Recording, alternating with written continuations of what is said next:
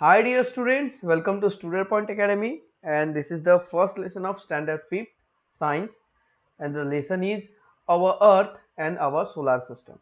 So student, this is a very interesting lesson and watch this video till the end to know about the earth and our solar system. बच्चों ये जो lesson है ये बहुत ही interesting है और इस लेसन में हम हमारे अर्थ के बारे में और हमारे सोलर सिस्टम के बारे में जानने वाले हैं. So which are the things available in our solar system? We learn in this lesson that is earth and other planets. Okay, so there are total 8 planets and one dwarf planet, that is Pluto, and satellites, asteroids, sun, moon. We learn all of these heavenly bodies in this lesson. So let's start. So when we look up from an open ground, we see the sky. In a clear night sky, we can see many stars. They are very far away from the earth. जब हम रात में आसमान में ऊपर की ओर देखते हैं तो हमें बहुत सारे स्टार्स दिखाई देते हैं. बिल्कुल दिखाई देते हैं, आपने भी देखा होगा, है ना. जब हम गांव में रात में क्लियर नाइट में जब देखते हैं, ऐसी क्लियर नाइट मतलब किसे कहा जाता है? ऐसी नाइट जिसमें आसमान पे बादल नहीं हो, कंप्लीट जो है आकाश खुला हुआ हो, जिससे आपको स्टार्स रात में इजीली दिखाई दे. Some stars are prominent while some are tiny and faint. कुछ स्टार्स प्रोमिनेंट होते हैं. प्रोमिनेंट का मतलब होता है ऐसे स्टार्स जो इजीली दिखाई दे. ऐसे स्टार्स जो इजीली दिखाई दे मतलब जो ज्यादा ब्राइट होते हैं, जो ज्यादा चमकदार होते हैं, ऐसे स्टार्स को हम प्रोमिनेंट स्टार्स कहेंगे. तो कुछ स्टार्स प्रोमिनेंट होते हैं, कुछ टाइनी होते हैं, छोटे छोटे दिखाई देते हैं, और कुछ फेंट होते हैं. मतलब कुछ हमें ज्यादा बड़े दिखाई देते हैं, ज्यादा चमकदार दिखाई देते हैं, कुछ हमें कम चमकदार और थोड़े छोटे दिखाई देते हैं, और कुछ हमें धुंधले दिखाई देते हैं, that is faint. If we look at the bottom carefully we find that many of them twinkle but some do not. अगर हम उन्हें ध्यानपूर्वक देखें, ओके, क्लियरली ध्यान से अगर आप देखोगे तो कुछ स्टार्स ट्विंकलिंग करते हैं, टिमटिमाते हैं. कुछ स्टार्स जो है वो टिमटिमाते नहीं है, वो बस ऐसे ही लाइट देते रहते हैं, पर वो चमक ऐसे ब्लिंकलिंग नहीं करते, ट्विंकलिंग नहीं करते. Okay, so the sun and the moon are comparatively close to the earth. अब यहां से हम देखें तो देखिए मून हमें काफी बड़ा दिखाई देता है और सन भी हमें काफी बड़ा दिखाई देता है. पर अगर हम स्टार की बात करें और सन और मून की बात करें तो अकॉर्डिंग टू स्टार सन और मून अर्थ के काफी करीब है. स्टार जो है वो बहुत छोटे छोटे दिखाई देते हैं. वो इसलिए इतने छोटे छोटे दिखाई देते हैं क्योंकि वो सन से भी दूर है और मून से भी दूर है. और सन और मून यही दो ऐसी चीजें हैं जो अर्थ से क्लियरली दिखाई देती है क्योंकि वो अर्थ के काफी करीब है. Okay, so we can see their round shape clearly, और इसलिए हम उनका राउंड शेप जो है क्लियरली देख सकते हैं. आप देख सकते हैं मून है राउंड शेप में होता है, सन भी राउंड शेप में हमें दिखाई देता है. The sun, the moon, the stars, the planet etcetera are all known as heavenly bodies. अब आइए, हमने देखा यहाँ पर एक वर्ड सुना है हेवनली बॉडीज. हेवनली बॉडी मतलब बॉडी मतलब कोई शरीर. अब हर चीज की एक बॉडी होती है. पेन है, इसकी भी बॉडी है, ये हल्की है. ओके, कोई और चीज होती है वो भारी होती है, हल्की होती है. हमारी भी बॉडी है, हल्की भारी होती है. वैसे ही हमारी अर्थ है, अर्थ का भी एक शरीर है, अर्थ की भी एक बॉडी है. पर ये जो बॉडी है, जो अर्थ है, ये बहुत भारी है. आप अर्थ को उठा सकते हैं क्या? नहीं उठा सकते, अर्थ बहुत भारी. तो ऐसी जो बहुत भारी भारी चीजें होती है उसे हेवनली बॉडीज कहते हैं. तो जो सन है, स्टार्स है, मून है और प्लैनेट है, ओके, सन, मून, स्टार, प्लैनेट, ये सब हेवनली बॉडीज है. अब इसके अलावा जो एस्ट्रॉइड है उनको हेवनली बॉडीज में नहीं लिया गया. अब आप कहेंगे एस्ट्रॉइड क्या है, तो आगे नेक्स्ट पिक्चर में, नेक्स्ट पेज में एक पिक्चर आपको दिखाई देंगी. उस पिक्चर के थ्रू हम आपको समझाएंगे कि एस्ट्रॉइड क्या होते हैं. Okay, now observe the sky on two clear night. अभी आपको क्या करना है, आपको मंडे और Sunday, Monday, Tuesday, Wednesday, Thursday, Friday, Saturday सब छोड़ देना है. एक मंडे की नाइट को आपको स्काई को देखना है, फिर संडे की नाइट को आपको स्काई देखना है. मंडे के नाइट का आपको एक चार्ट बना लेना है, संडे के नाइट का भी आपको एक चार्ट बना लेना है. ओके, पहले देखना है the brightness of heavenly bodies. जो आपको हेवनली बॉडीज दिखाई दे रही, जो स्टार्स दिखाई दे रहे हैं, कौन सा स्टार्स बहुत ज्यादा चमक रहा है, ओके, उसकी पोजीशन क्या है वो ध्यान में रख लीजिए. ओके, वो ट्विंकलिंग कर रहा है कि नहीं ये ध्यान में रखनी चाहिए। उस स्टार का साइज और कलर क्या है वो देख लीजिए, उसकी पोजीशन क्या है। उसके बाद नेक्स्ट जो संडे होगा, ओके, लगभग 6-7 दिन के बाद, ओके, उस दिन आप क्या करेंगे, फिर से आप नाइट को ऑब्जर्व करेंगे, देखेंगे कि वो जो हेवनली बॉडीज है, वो जो स्टार है, वो अब कैसा दिखाई दे रहा है। क्या वो ट्विंकल कर रहा है, क्या उसका साइज कम ज्यादा हुआ है, या उसकी पोजीशन तो नहीं बदल गई है। ये सारी चीजें आपको ऑब्जर्व करना है और देखिए आपको क्या समझ में आता है। So on both nights draw a picture of the illuminated portion of the moon and note how it change from day to day. अब इसके साथ आपको क्या करना है, आप स्टार के साथ साथ आप मून भी देखेंगे। ओके, अब मून के आपको मून अलग, मंडे को अलग दिखेगा, ट्यूसडे को अलग दिखेगा, वेडनेसडे को अलग दिखेगा, थर्सडे को अलग दिखेगा, फ्राइडे को अलग दिखेगा, सैटरडे को अलग दिखेगा, संडे को अलग टाइप से दिखेगा। इन द सेंस बोलने की बात यह है, कभी आपको मून पूरा दिखाई देगा, कभी आपको इतना दिखाई देगा, ओके, कभी आपको ये इतना दिखाई देगा, कभी आपको और छोटा दिखाई देगा। ओके, तो मून जो है, मून के फेजेस बदलते रहते हैं। क्यों बदलते रहते हैं, इसके बारे में हमने 4th में पढ़ा हुआ है। ओके, नाउ अब हम पढ़ेंगे स्टार्स के बारे में। The heavenly bodies that twinkle are called stars. जो हेवनली बॉडीज होती है स्काई में, रात में आप देखोगे तो आपको बहुत सारे स्टार्स दिखाई देंगे, और उसमें से कुछ स्टार्स होते हैं, कुछ स्टार्स नहीं होते। कैसे पहचानेंगे कि कौन से स्टार है कौन से नहीं है? बहुत सिंपल सी बात है, जो चीज टिमटिमा रही है, जो ट्विंकलिंग कर रही है, ओके, जो ऐसी बन चालू हो रही है, समझ लीजिए बन चालू तो पूरी नहीं होती, बस ऐसे ट्विंकलिंग ट्विंकलिंग करते हुए दिखती है, बहुत हल्की सी दिखाई देती है, बड़े ध्यान से देखना होता है। अगर ऐसा आपको दिखाई दे रहा है तो वो स्टार है। अगर वो सिर्फ चमक रहा है, ट्विंकलिंग नहीं कर रहा है, तो वो कोई प्लैनेट हो सकता है। जैसे कि अभी हम सैटेलाइट की बात करें, नेचुरल सैटेलाइट है अर्थ का मून। आपको कभी चंद्रमा मून ट्विंकलिंग करते हुए नजर आया, टिमटिमाते हुए करते नजर आया, या फिर कभी आता है? बिल्कुल नहीं। क्यों? क्योंकि वो एक स्टार नहीं है, वो एक तरह का प्लैनेट जैसा समझ लीजिए। ओके, एक सैटेलाइट है अर्थ का, आर्टिफिशियल नेशनल सैटेलाइट है। ओके, एक तरह का प्लैनेट समझ लीजिए उसे थोड़ी देर के लिए। तो क्या मून ट्विंकलिंग करता है? बिल्कुल नहीं करता। क्यों? क्योंकि वो स्टार नहीं है। इसका मतलब ये है कि जो स्टार होते हैं वही ट्विंकलिंग करते हैं, और वो इसलिए ट्विंकलिंग करते क्योंकि उनकी खुद की लाइट होती है। जिसकी खुद की लाइट नहीं होती वो कभी ट्विंकलिंग नहीं कर सकता। समझ में आया? The sun is a star. तो इसी बात को अगर हम देखें तो स्टार मतलब क्या? स्टार माने वो जिसकी खुद की लाइट होती है। Stars have their own light. Star की खुद की लाइट होती है। तो सन की भी खुद की लाइट है। ऐसा तो नहीं है कि सन पे कोई जाके बल्ब लगा देता है फिर लाइट आती है, ऐसा है क्या? या फिर सन किसी और से रोशनी लेता है बाद में हमें देता है, ऐसा है क्या? नहीं, सन के पास खुद की लाइट होती है। समझ में आ रहा है? तो सन की खुद की लाइट है, इसलिए जिसके पास खुद की लाइट होती है उसके स्टार कहेंगे। तो सन को भी क्या कहेंगे? इस हिसाब से सन भी स्टार हो गया, इसलिए सन को भी एक स्टार बना दिया गया, स्टार कह दिया गया। It is clear to us that any of the other stars, hence it is appear big and brilliant. तो देखिए, इसलिए ऐसा कहा जाता है, देखिए जो स्टार्स होते हैं उनकी खुद की लाइट होती है, जो खुद की लाइट है वो स्टार्स है। तो सन के पास खुद की लाइट है इसलिए वो स्टार है। अब सन जो है वो इजीली हमें दिखाई देता है और काफी बड़ा दिखाई देता है, इसलिए कहा जाता है कि सन जो है वो बाकी स्टार से बहुत ज्यादा पास में है, और वो इसलिए हमें बिग और ज्यादा चमकता हुआ ब्रिलियंट दिखाई देता है।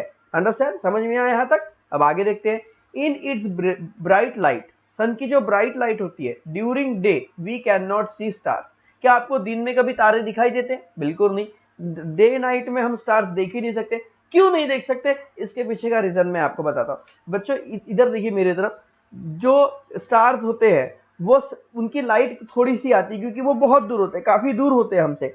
अब इतने दूर होने के कारण क्या हो जाता है कि सन की लाइट जो है काफी ब्राइट होती है, तो जो छोटी छोटी लाइट होती है वो बहुत सारी बड़ी बड़ी लाइट के अंदर दब जाती है, जिसके कारण वो हमें दिखाई नहीं देता। इसका एक एग्जांपल है, मैं आपको बताता हूं। अगर आप गांव में रहते तो आप कभी शहर जाएंगे, या फिर आप शहर में रहते तो आप आज ही उसे देख सकते हैं। आपको क्या करना है, रात में आपको स्काई में ऊपर छत में जाना है और स्काई को ऑब्जर्व करना। आप देखोगे कि आपको शहर के अंदर स्टार्स कम दिखाई देंगे।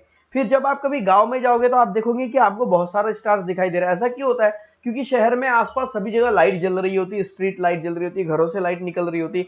ये सब लाइट के कारण आसमान में काफी सारी आजू बाजू से लाइट लाइट आ जाती है, जिस लाइट के कारण जो नाइट में जो स्टार्स दिखाई देते हैं वो स्टार्स भी फेड हो जाते हैं, जिसके कारण वो हमें दिखाई नहीं देते। और यही एक रीजन है कि सन की लाइट के कारण वो हमें स्टार्स बिल्कुल भी दिखाई नहीं देगी, क्योंकि सन की लाइट में उनकी छोटी छोटी लाइट छुप जाती है।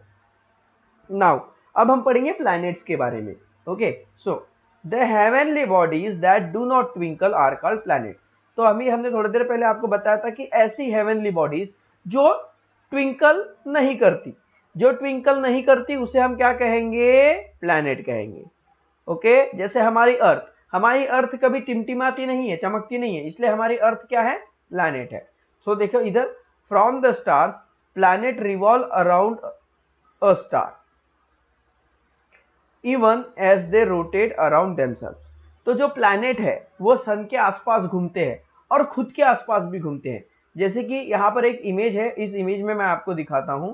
Okay, look at here in this image. So students, आप इस इमेज में काफी सारे प्लैनेट्स देख रहे हैं। ओके, ये सब अलग अलग प्लैनेट्स हैं। अब ये प्लैनेट क्या है? ये देखिए, आपको ये जो रिंग दिखाई दे रहा है, ये जो सर्कल दिखाई दे रहा है, ये सर्कल नहीं, इसे ऑर्बिट कहते हैं। इसके बारे में भी हम आगे पढ़ेंगे। ये सब ऑर्बिट है और ये अपने ही लाइन में घूमते रहते हैं। ये लाइन यहाँ पर बनाई गई है, पर आसपास यहाँ आपको समझाने के लिए बनाई गई है, ऐसे एक्चुअली होती नहीं है। ओके, तो यहाँ पर देखिए, एक जैसे जुपिटर की बात करें तो जुपिटर क्या करेगा? सन के आसपास रोटेट करेगा। जैसे ये हमारी अर्थ है, हमारी अर्थ भी सन के आसपास रोटेट करती है। और आपको ये भी पता होगा कि अर्थ जो है वो खुद में भी गोल गोल घूमती है, वो सन के आसपास भी घूमती है और खुद में भी गोल गोल घूमती है। ओके, तो इसलिए यहाँ पर कहा गया है कि जो प्लैनेट्स होते हैं, ओके, प्लैनेट क्या करते हैं? वो स्टार के आसपास मतलब रोटेट करते हैं। तो स्टार कौन है? सन है, मतलब प्लैनेट जो है वो सन के आसपास रोटेट करते हैं। Okay, the solar system. अब आएंगे हम सोलर सिस्टम के बारे में, जो हमारा मेन टॉपिक है इस लेसन का। अवर अर्थ इज अ प्लैनेट। हमारी अर्थ क्या है? एक तरह का ग्रह है, प्लैनेट है। It gets its light from the sun. और हमारे अर्थ को लाइट कहाँ से मिलती है? सन से मिलती है ना। जब दिन में सूरज उगता है सुबह के समय में, तब लाइट आती है और शाम के समय में लाइट चली जाती है। तो ये लाइट हमें कौन देता है? हमें सन देता है। So we get light from the sun. It moves around the sun. और हमारी जो अर्थ है वो सन के आसपास घूमती है। हम क्या देखते हैं कि सूरज इधर से निकला, हम यहाँ पर खड़े हैं और ये सूरज गया, यहाँ पे डूब गया। हम तो यहीं पे खड़े रह गए, सूरज यहाँ से निकला, यहाँ चला गया। पर ऐसा होता है क्या? बिल्कुल नहीं, ये गलत बात है। हमें ऐसा लगता है पर ऐसा होता नहीं है। आइए इस एग्जाम्पल को आपको बहुत अच्छे से समझाते हैं। सबसे पहले मैं आपको बता दूं कि ये पिक्चर में आप देख रहे हैं, इस पिक्चर में आप देख रहे हैं स्टूडेंट्स, ये देखिए कि जो सन है वो अपनी एक जगह पर रुका होता है, सन कहीं से नहीं जाता। बस हम जो है सन के आसपास घूमते हैं और अर्थ भी खुद के आसपास घूमती है। ओके, तो अर्थ जो है वो सन के अराउंड रिवॉल्यूशन करती है और खुद के अंदर रोटेट करती है। तो अब इसमें होता क्या है? देखिए, जब भी आप किसी गाड़ी में बैठे हो, ट्रेन में बैठे हो या बस में बैठे हो, तो जो दुकानें होती है, जो सड़कों पर लगी दुकानें होती है, हमें ऐसा लगता है कि हम ट्रेन के अंदर बैठे हुए हैं और जो पेड़ पौधे हैं वो पीछे जा रहे हैं, हम बस बैठे हुए। कभी आपने फील किया ऐसा? बिल्कुल फील किया होगा। जब हम ट्रेन पे बैठे होते हैं तब हम सिटिंग होते हैं, बैठे होते हैं, हम मूविंग नहीं कर रहे होते, है ना। हमें ऐसा लगता है कि पेड़ पीछे जा रहा है, ओके, और हम बैठे हुए, पर ऐसा एक्चुअली नहीं होता है। हम मूविंग कर रहे होते हैं और पेड़ वहीं पर होते हैं। वैसे हमारी अर्थ होती है, अर्थ एक जगह रुकी नहीं है, अर्थ घूम रही है सन के आसपास, इसलिए दिन और रात होते हैं। ओके, और हमें ऐसा लगता है कि सूरज इधर से उगा और इधर जाके ओके सनसेट हो गया, इधर सनराइज हुआ, इधर सनसेट हुआ। पर ध्यान में रखिए, हमारा मतलब सन अपनी जगह पर ही होता है, हमारी अर्थ गोल गोल घूमती है, हम यहां से बाहर निकलते यहाँ पे और जाकर इधर से डूब जाते। ओके, तो ये सब डिपेंड करता है, मतलब सॉरी थोड़ी सर्दी है। तो होता ये है कि हमारी अर्थ जो है वो रिवॉल्व कर रही है, वो मोशन में है। सन रुका हुआ है, सन मोशन नहीं करता। ओके, इसके बारे में और बहुत सारी बातें आप अगली क्लासेस में भी पढ़ेंगे। Its movement around the sun is called revolution of the earth. अब यहाँ पर एक बहुत अच्छी बात है कि जो अर्थ जो है, मान लीजिए ये अर्थ है और ये ये जो सन है और ये अर्थ है, ये अर्थ क्या करती है? सन के आसपास गोल गोल गोल गोल घूमती है। तो इस गोल गोल घूमने को लिए इंग्लिश में एक वर्ड है जिसे हम कहते हैं रिवॉल्यूशन। क्या कहते हैं? रिवॉल्यूशन। ओके, अब अर्थ जो है वो खुद में भी गोल गोल घूमती है। जैसे कि आप ये मोबाइल देख रहे हैं, ये मोबाइल को खुद में गोल गोल घुमाएंगे तो कैसे घूमेगा, ऐसे, है ना, ये खुद में गोल गोल, या ऐसे ही गोल गोल घूम रहा है, ये ऐसे ऐसे नहीं घुमा रहे हैं। तो अर्थ जो है ये ऐसे ऐसे भी घूमती है, इसको रोटेशन कहते हैं। और अर्थ जो है, अर्थ ऐसे ऐसे घूमती है, इसको रोटेशन कहते हैं। और अर्थ ऐसे ऐसे भी घूमती है सन के आसपास, तो इसे रिवॉल्यूशन कहते हैं। समझ में आ रहा है, रिवॉल्यूशन और रोटेशन किसे कहते हैं। ओके, सो आइए अब यहां पर लुक, बिसाइड अर्थ का मतलब होता है अर्थ के अलावा, देयर आर 7 अदर प्लैनेट। अर्थ के अलावा और 7 प्लैनेट है, मतलब अर्थ को लेके कितने प्लैनेट होंगे, 8 प्लैनेट होंगे। ओके, वो कौन कौन से, Mercury, Venus, Mars, Jupiter, Saturn, Uranus और Neptune. Okay, now move to the next page, look at here. Every planet in the solar system revolve around the sun along a specific path. मतलब solar system में जितने भी planet है वो सभी के सभी सन के आसपास घूमते हैं। जैसे कि हमने बताया था, ये हमारी अर्थ है और ये अर्थ सन के आसपास घूमती है। वैसे आपको यहाँ पर Mercury, Venus, Earth, Mars, Jupiter, Saturn, Uranus, Neptune और प्लूटो दिखाई दे रहा है। तो ये सारे के सारे प्लैनेट जो है वो भी सन के आसपास घूमते हैं, जिसे हम कहते हैं रिवॉल्व करना। So this path is known as that planets orbit, और इस रास्ते को प्लैनेट का ऑर्बिट कहा जाता है। अब यहाँ पर देखिए, मैंने आपको शुरुआत में ही बताया था, ये आपको रास्ता दिखाई दे रहा है, ये जो रिंग दिख रहा है ना, ये रिंग किसके लिए है students, this ring for Jupiter. तो जुपिटर को पता है अपने को खुद के रास्ते में चलना है, पर ये रास्ता आपको दिखाने के लिए है। ऊपर में कोई रास्ते बने नहीं है, ऐसे नहीं होते हैं। बस ये जो जुपिटर है वो अपने ही एरिया में गोल गोल घूमते रहता है, इसलिए यहाँ पर आपको समझाने के लिए ऐसे इनका वे बनाया गया है। पर वे होता नहीं है, पर मतलब वे होता है पर वो दिखता नहीं है, वो अपनी वे में घूमते रहते हैं। ओके, और उसी को हम क्या कहते हैं students, orbit. Now the sun which is a star, हमने थोड़ी देर पहले पढ़ा था कि सन क्या है, स्टार है। And planet that revolve around its are together called solar system. अब देखिए, सन एक स्टार है और सन के आसपास बहुत सारे प्लैनेट घूमते हैं, इसी को हम कहते हैं सोलर सिस्टम। इसको हम क्या कहते हैं, सोलर सिस्टम। सोलर सिस्टम मतलब क्या, सन के आसपास सभी चीजों का घूमना। अब सोलर सिस्टम में बहुत सारी चीजें होती है, आइए देखते हैं उनके बारे में। Other heavenly bodies in the solar system, solar system में और हेवनली बॉडीज भी होती है। हमने कौन कौन सी हेवनली बॉडीज के बारे में पढ़ा था, हमने हेवनली बॉडीज के बारे में पढ़ा था, वो थी प्लैनेट्स और ड्रॉप। ओके, सिर्फ हमने प्लैनेट्स के बारे में पढ़ा था। अभी आके आपको बताते अब और हेवनली बॉडीज क्या क्या होती है। जैसे सैटेलाइट, सैटेलाइट का यहाँ पर नाम दिया गया और यहाँ पर पिक्चर किसका दिया है, मून का। इसका मतलब क्या है कि मून एक सैटेलाइट है। ओके, फिर आप कहेंगे कि मून सैटेलाइट क्यों है। अरे मून जो है, देखो जो भी चीज प्लैनेट के आसपास घूमती है, जो भी चीज, जैसे मान लीजिए ये है हमारी अर्थ है, अर्थ के आसपास जो भी चीजें घूमेंगी उसको सैटेलाइट कहेंगे। तो जिस तरह से अर्थ मून के आसपास घूमती है, उसी तरह से मून सॉरी जिस तरह से अर्थ सन के आसपास घूमती है, उसी तरह से मून अर्थ के आसपास घूमता है।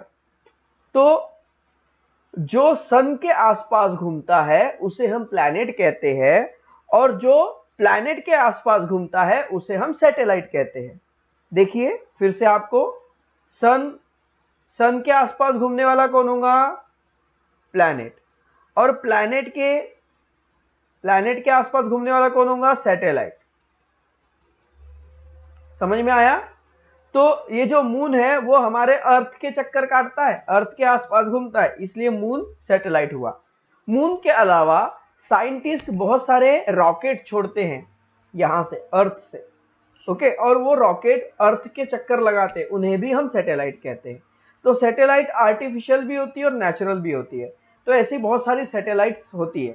हमारे अर्थ के पास एक ही नेचुरल सैटेलाइट है, पर अगर हम जुपिटर के पास देखें तो इसके पास बहुत सारी नेचुरल सैटेलाइट है, इसके काफी सारे। तो लगभग सभी प्लैनेट का मून होता है, सभी प्लैनेट के पास एक न एक मून है ही। हमारे अर्थ के पास एक ही मून है। और वो है नेचुरल सैटेलाइट। तो ये सैटेलाइट आपको समझ में आ गया। Now next move to the dwarf planet. Dwarf planet मतलब क्या होता है? एक ऐसा प्लैनेट जो बहुत ही छोटा है। जब हम आपके एज में थे, जब हम 5th स्टैंडर्ड में थे, तब हमको पढ़ाया गया था कि टोटल 9 प्लैनेट्स होते हैं। तब उसमें जुपिटर का नाम ऐड था। बाद में धीरे धीरे सिस्टम को चेंज किया गया और प्लूटो को ड्वार्फ प्लैनेट में बदल दिया गया। ओके, ड्वार्फ प्लैनेट उसका नाम दे दिया गया। अगर आपको पूछा कि प्लैनेट कितने, तो आप कहिएगा 8 प्लैनेट है। कितने प्लैनेट है? 8। फिर कोई पूछेगा कि भाई प्लूटो क्या है, तो प्लूटो ये ड्वार्फ प्लैनेट है। ओके, वो भी प्लैनेट के जैसा सन के आसपास अपने ऑर्बिट में घूमता है, पर वो बहुत छोटा है, बहुत बहुत बहुत छोटा है, इसलिए उसे ड्वार्फ प्लैनेट बता दिया गया। उसके बाद है एस्ट्रॉइड। ओके, अब आइए जो जो हमने पढ़ा सबसे पहले उसको बता दे भाई। ये पिक्चर आपको सारी चीजें बता देगी। ये सन है, ये सन के आसपास घूमने वाले प्लैनेट है। ओके, तो जो सन के आसपास घूमता है उसे प्लैनेट कहते हैं, और जो प्लैनेट के आसपास घूमता है उसे क्या कहते हैं भाई? उसे मून कहते हैं। तो अर्थ के आसपास ये मून घूम रहा है। ओके, तो ये सैटेलाइट हो गया। ओके, जो प्लैनेट के आसपास घूमता है उसे हम सैटेलाइट कहते हैं। अब यहाँ पर क्या बात आ गई? ड्वार्फ प्लैनेट की। तो देखिए इन सब के मुकाबले प्लूटो देखिए कितना छोटा सा है, इसलिए इसे ड्वार्फ प्लैनेट कह दिया गया है। ओके, सो अब हम पढ़ेंगे एस्ट्रॉइड के बारे में। तो एस्ट्रॉइड क्या है वो सबसे पहले आपको दिखा दे। इसी पिक्चर में एस्ट्रॉइड छुपा हुआ है। देखिए यहाँ पर आपको क्या क्या दिखाई दे रहा है? सन दिख रहा है, उसके बाद आपको प्लैनेट्स दिखाई दे रहे हैं और मून जैसी सैटेलाइट दिखाई दे रही है। अब उसके अलावा आपको ये पत्थर दिखाई दे रहे हैं, यहाँ पर स्टोन दिखाई दे रहे हैं। थोड़ा जूम कर ले आपको, लुक एट दिस स्टोन। ये स्टोन आपको दिखाई दे रहे हैं, इन्हीं स्टोन को हम कहते हैं एस्ट्रॉइड। तो बड़े बड़े हेवनली बॉडीज के अलावा एस्ट्रॉइड भी होती है जो सन के आसपास घूमती रहती है। आइए अब इसके बारे में पढ़ते हैं। Between the planet Mars and Jupiter there are band of numerous small heavenly bodies. Mars और जुपिटर के बीच में बहुत सारे हेवनली बॉडीज है जिसे हम कहते हैं एस्ट्रॉइड, और एस्ट्रॉइड भी सन के आसपास घूमती रहती है। अब आइए, compare to the sun other heavenly bodies in solar system are much smaller. अगर हम सन से कंपेयर करें तो जितनी भी हेवनली बॉडीज है सोलर सिस्टम में वो बहुत ज्यादा छोटी है। अब हम सन से हमारी अर्थ को कंपेयर करते हैं। सन से अगर अर्थ को कंपेयर किया जाए तो आपको आश्चर्य होगा। You will wondrously know to that, you will feel wondrously know to that कि one sun is equal to 13 lakh अर्थ।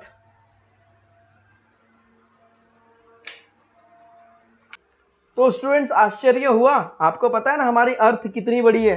हमारा इंडिया इतना बड़ा है कि हम घूम नहीं सकते, है ना? तो हमारे अर्थ में तो ऐसे बहुत सारी कंट्रीज है, तो हमारी अर्थ कितनी बड़ी होंगी?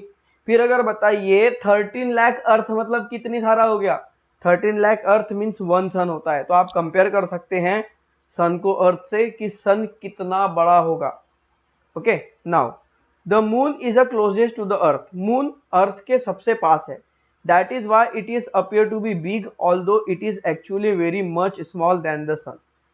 पर मून जो है वो अर्थ के बहुत ज्यादा करीब है। मून सन जो है वो बहुत दूर है, अर्थ से बहुत बहुत बहुत दूर है, 15,000 करोड़ किलोमीटर दूर है। और मून जो है वो अर्थ से 5 लाख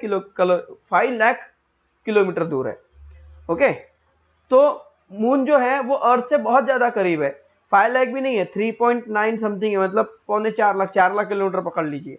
ओके, तो मून जो है वो अर्थ से बहुत ज्यादा करीब है, इसलिए वो हमें बहुत बड़ा दिखाई देता है, पर एक्चुअली वो सन से बहुत बहुत छोटा है और हमारी अर्थ से भी बहुत छोटा है। A diagram of solar system is given below.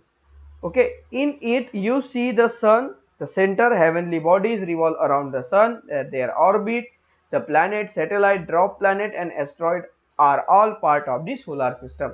हमने इस पिक्चर को ऑलरेडी पढ़ चुका है ना? हमने देखा है सन, उसके बाद प्लैनेट, प्लैनेट के है ऑर्बिट जो अपनी ऑर्बिट में घूमते रहते हैं, अपना रास्ता कभी नहीं छोड़ते। उसके बाद सैटेलाइट जो नेचुरल सैटेलाइट जो मून है, और साथ में एस्ट्रॉइड्स भी है और ड्वार्फ प्लैनेट्स भी है। ओके, बाद में यहाँ पर here are some questions for you. आपको पिछला पेज पूरी तरह से समझ गया, इन क्वेश्चंस को आप पढ़िए और इनके आंसर खुद से ढूंढिए। बहुत इजी क्वेश्चन है और बहुत इसका इजी आंसर्स है, और इसके सारे आंसर इस पिक्चर्स के ही अंदर छुपे हुए हैं। ओके, तो इसलिए हम नहीं बताएंगे, आपको खुद को करना है। Now let's move to the next part, is a gravity. अब आइए आपको बताते हैं ग्रेविटी क्या होती है। ग्रेविटी का मतलब होता है किसी चीज को अट्रैक्ट करना, अपनी तरफ खींचना। आपने मैग्नेट देखा स्टूडेंट्स, मैग्नेट क्या करता है, आयरन की चीजों को अपनी तरफ खींच लेता है ना, ये मैग्नेट है या आयरन की चीजें हैं। तो जैसे ही मैग्नेट हम आयरन की चीज के पास लाएंगे, आयरन की चीज, इस आयरन की जो ऑब्जेक्ट होगा वो क्या होगा, आयरन का ऑब्जेक्ट अट्रैक्ट हो जाएगा मैग्नेट की ओर।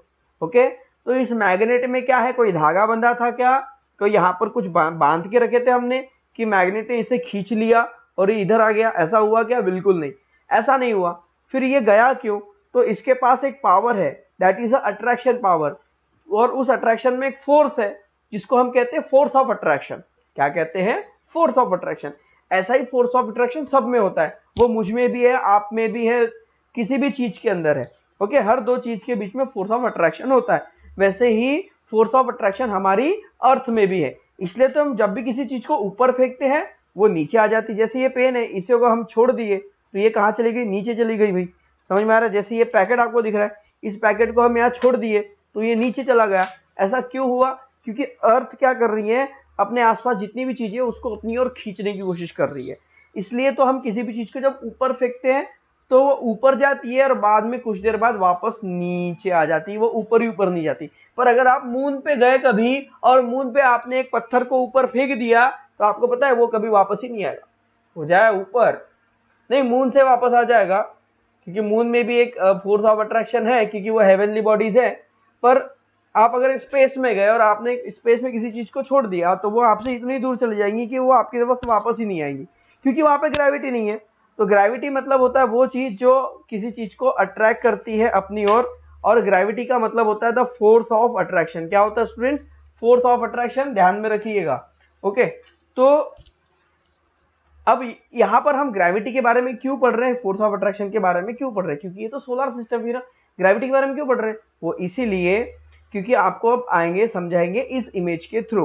ओके, आपको पता है यहाँ पर दिख रहा है कि ये जुपिटर का रास्ता है और जुपिटर अपने ही रास्ते में गोल गोल घूमेगा। क्यों घूमेगा, ठीक है, हमने पढ़ लिया, पर क्यों, वो इसलिए क्योंकि सन बहुत बड़ा है, सन के पास फोर्स ऑफ अट्रैक्शन है। सन क्या कर रहा है, इस जुपिटर को अपने तरफ खींच रहा है, आजा मेरे तरफ, आजा मेरे तरफ। पर वो जुपिटर जाना नहीं चाहता, क्योंकि जुपिटर क्या है, वो भी बहुत बड़ा है, उसके पास भी फोर्स ऑफ अट्रैक्शन है, उसके पास भी ग्रेविटेशन फोर्स है। तो जुपिटर क्या बोलता है सन को, तू आजा मेरे तरफ, तू आजा मेरे तरफ। पर ऐसा हो नहीं सकता। ऐसा इसलिए नहीं हो सकता क्योंकि ये एक दूसरे से बहुत बहुत बहुत बहुत दूर है। ऐसा ही सभी प्लैनेट के साथ होता है, वो मर्क्यूरी के भी साथ होगा, वीनस के भी साथ होगा, अर्थ के भी साथ होगा, मार्स के भी साथ होगा।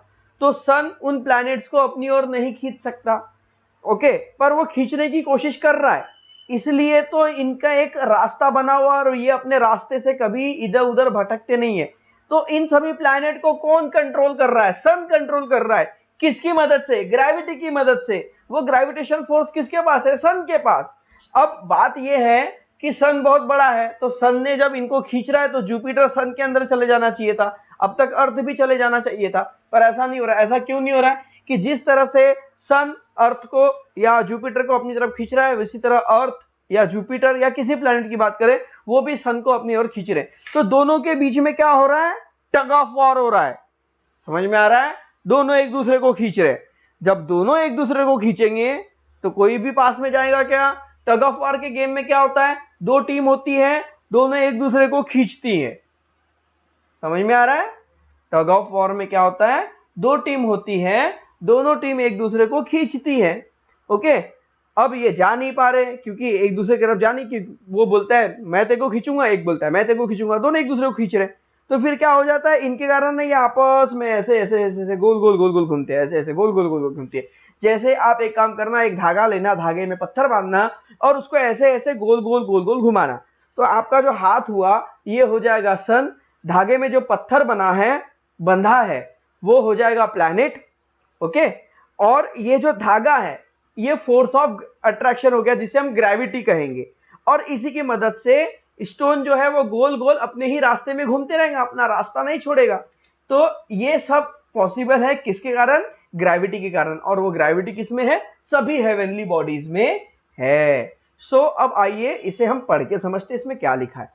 All heavenly bodies exert a force, जितनी भी हेवनली बॉडीज है वो एक फोर्स एक्सर्ट करती है जिसे हम कहते हैं फोर्स ऑफ अट्रैक्शन और पुल ऑन वन अनदर, या फिर दूसरे भाषा में अगर कहें तो खींचने वाला फोर्स, वो एक दूसरे की तरफ खींचते हैं एक दूसरे को। So this force is called gravity, और इसी फोर्स को हम ग्रेविटी कहते हैं। The sun exert in gravitational pull on all planet where the tendency of the planet it is to move away from the sun. As a result of these two forces, planets keep revolving around the sun in fixed distance in a fixed orbit, the same way satellite revolve around their planets. तो जिस तरह से हमने आपको बताया था कि ये है सन और ये है अर्थ, ओके, ये दोनों क्या कर रहे हैं, टग ऑफ वॉर का गेम खेल रहे हैं। ओके, अर्थ सन को अपनी तरफ खींच रहा है और सन अर्थ को अपनी तरफ खींच रहा है, ठीक है, जिस कारण इनके बीच में एक फोर्स ऑफ अट्रैक्शन जनरेट होता है और वो एक दूसरे की तरफ तो नहीं जाते, पर सन बड़ा है अर्थ छोटी, इसलिए अर्थ सन के आसपास घूमती रहती है। इसी को ही हम फोर्स ऑफ ग्रेविटी या फोर्स ऑफ अट्रैक्शन कहते हैं। जिस तरह से प्लैनेट्स सन के आसपास रिवॉल्यूशन कर रहे हैं, उसी तरह से मून मतलब उसी तरह से सैटेलाइट भी प्लैनेट के आसपास घूमती रहती है। In which direction of this things fall, अब बताइए ये चीजें कहाँ गिरती है। अगर पेड़ से पत्ती टूटी कहाँ गिरेंगी, नीचे की ओर। फूल टूटा कहाँ गिरेगा, नीचे की ओर। पेड़ से फल गिर गया, आप आम के पेड़ में के पास गए, आपने पत्थर मारा, आम टूटा, कहाँ जाएगा भाई, आम टूटा ऊपर ही ऊपर जाएगा या नीचे आएगा, ऑब्वियसली ये नीचे आने वाला है। ओके, तो ये डाउनवर्ड्स जाएगा। ओके, तो जैसे rocket that come loose from a hillside, sorry rocks, rocket नहीं, तो अगर पहाड़ी से पत्थर लूज हो गया तो पत्थर कहाँ आएगा, सीधा जमीन में आके गिरेगा। Rain falling from the sky, okay, आसमान से जो बारिश होती है वहां कहाँ जाती है, वो वापस ऊपर जाती है क्या, नहीं, वो नीचे आती है ना, हमारे जमीन पर आके गिरती है। ये सब क्यों होता है, due to the earth gravity, ये अर्थ की ग्रेविटी कारण क्यों होता है, क्योंकि अर्थ के कांटेक्ट में जो भी चीजें आएगी पृथ्वी उसे अपनी ओर खींच लेगी। क्या करेगी, अपने तरफ खींच लेंगी और वो जमीन पे लाकर उसको गिरा देंगी। So all things on the earth remain on it, even if we throw some things upward with a great force, it finally falls down to the ground. चाहे आप कितने भी ताकत से अर्थ में किसी भी चीज को ऊपर फेंको, वो वापस नीचे ही आने वाली है। अब देखो, अब हम आगे बढ़ते हैं। पीपल हैव, ओके, यहाँ पर कुछ नया वर्ड है आपके लिए, a new word, space. Space मतलब क्या होती है, खाली जगह, खाली जगह। अब ये खाली जगह कहाँ है, हमारा आसमान खुला पड़ा है, बहुत सारी खाली जगह है, इसलिए उसको स्पेस कहते हैं। ओके, अंतरिक्ष, स्पेस कहते हैं, समझ में आया। So people have always been curious about a heavenly bodies in sky, पुराने जमाने से ही लोग सूरज, चांद, okay, moon, sun, Mars, Jupiter, Uranus, okay, Neptune, इन सब के बारे में क्यूरियस थे जानने के लिए। ओके, और they have always wanted to reach them, और हमेशा इंसान चाहता था कि ऊपर जो चीजें हैं वो उसमें जाए, वहां तक जाए। However to send some object from the earth into space, it must be given power. तो अब वहां पर जाने के लिए क्या करना पड़ता है, स्पेसशिप यान, जो स्पेसशिप होती है, जो यान होते हैं, ओके, रॉकेट जो होते हैं, जो सैटेलाइट होती है रॉकेट को अर्थ से उड़ाया जाता है, और इतनी ताकत से उड़ाया जाता है कि वो अर्थ के बाहर निकलकर आप मार्स में भी जा सकते हैं, मून में भी जा सकते हैं। तो इंडियन स्पेस एक मिशन है जिसका नाम है चंद्रयान। ऑन 22 अक्टूबर 2008, 2008 में 22 अक्टूबर को ये हुआ था। और ये जो मिशन था, ओके, मिशन जो था चंद्रयान 1 का जो मिशन था, इसको इसरो ने ऑर्गेनाइज किया था। इसरो का फुल फॉर्म है इंडियन स्पेस रिसर्च ऑर्गेनाइजेशन, मतलब हमारी भारत की ऐसी कंपनी जो अंतरिक्ष में, मतलब स्पेस में, ओके, क्या चल रहा है उसके बारे में इंफॉर्मेशन गेन करे। ओके, उसका नाम है इसरो। ये इंडियन कंपनी है, इसलिए I say Indian Space Research Organisation. So launch a spacecraft, इसने 22 अक्टूबर 2008 को एक स्पेसक्राफ्ट लॉन्च किया था जिसको मून में भेजा गया था। और मून से नाम आता है चंद्र, और चंद्र में जाने वाला ये यान था। ये देखो, जो स्पेस क्राफ्ट होते हैं उसे हिंदी में यान कहते हैं। क्या कहते हैं? यान। अब ये यान कहाँ जाने वाला था? चंद्र में, तो इसलिए उसका नाम रख दिया गया चंद्रयान। समझ में आया? तो मिशन चंद्रयान के लिए चंद्रयान-1 रॉकेट भेजा गया, मतलब पहला रॉकेट भेजा गया तो उसका नाम 1 दे दिया गया। वैसे ही मंगलयान पर भी मिशन हुआ था। ओके, वहां पर भी एक रॉकेट भेजा गया था जिसको हम इंग्लिश में मार्स कहते हैं। ओके, तो मैन ने कहाँ कहाँ रॉकेट भेजा है? देखो, मैन ने, ये अर्थ है तो मून पे भी रॉकेट भेजे हैं, और मैन ने इस मार्स में भी रॉकेट अभी तक भेजे हुए हैं। Okay, now against the force of gravity rocket technology और space launch technology is used as purpose.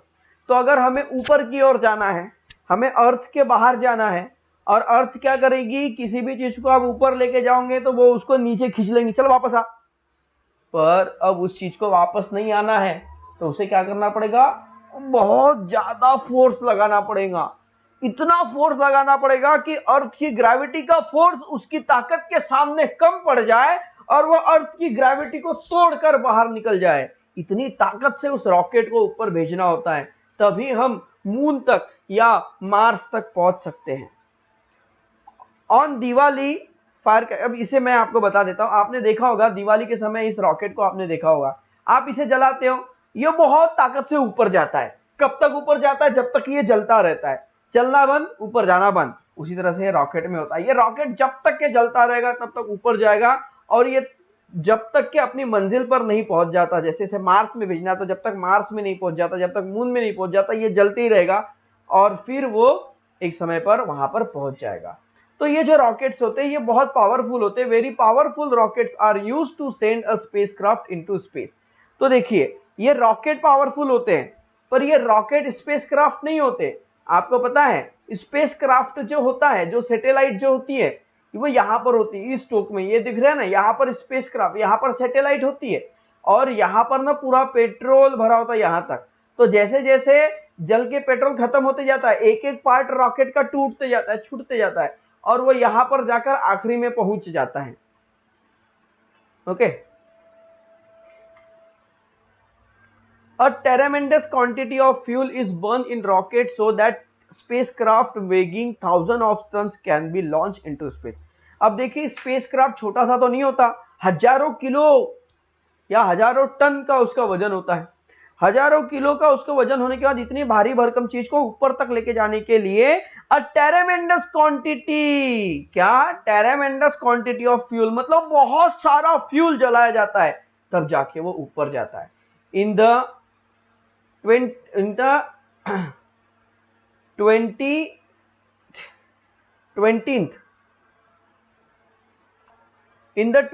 Century, कौन सी सेंचुरी? 20th century. ओके, 20वीं शताब्दी की हम बात करेंगे। A few countries of the world developed space technology and sent hundreds of spacecraft into space। कई ऐसे सैकड़ों देशों ने स्पेस टेक्नोलॉजी डेवलप की, और ऐसे सैकड़ों स्पेसक्राफ्ट, ऐसे 100 स्पेसक्राफ्ट, 100 से ज्यादा स्पेसक्राफ्ट उन्होंने स्पेस में भेज दिए हैं। Our country is well known for the development, और इसके लिए हमारी कंट्री भी एक डेवलपमेंट के नाम से जानी जाती है, क्योंकि हमारे इंडिया ने भी ऐसे बहुत सारी टेक्नोलॉजीज का यूज किया हुआ है।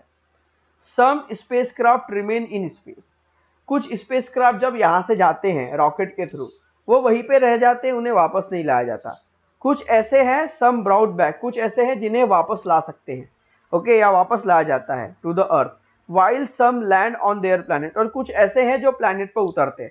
मतलब कुछ ऐसे से, जैसे मान लीजिए ये अर्थ है, तो एक प्लैनेट, एक सैटेलाइट ऐसी होगी जो अर्थ के आसपास घूमती रहेगी, और वो जिंदगी भर घूमती रहेंगी, वो कभी वापस नहीं आएंगी। कुछ सैटेलाइट ऐसी होंगी जो अर्थ के आसपास घूमेंगी, इंफॉर्मेशन कलेक्ट करेंगी, वापस अर्थ में आ जाएगी।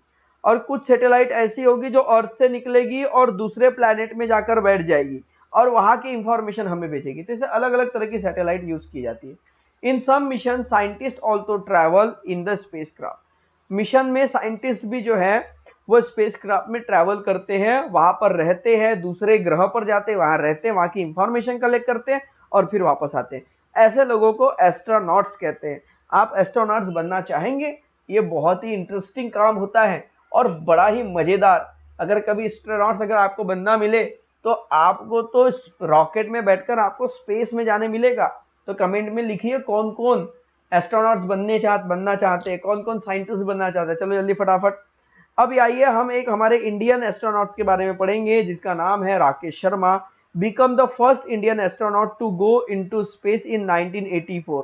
मेरे भी जन्म से पहले, मेरा डेट ऑफ बर्थ है 1988 का और मेरी उम्र है 32 साल। मतलब आज से 36 ईयर बिफोर, 36 साल पहले, ओके 36 ईयर पहले राकेश शर्मा इंडिया के पहले ऐसे साइंटिस्ट बने जो स्पेस में गए थे। ही spent 8 days on space station for joint mission of ISRO and the Soviet intercosmos।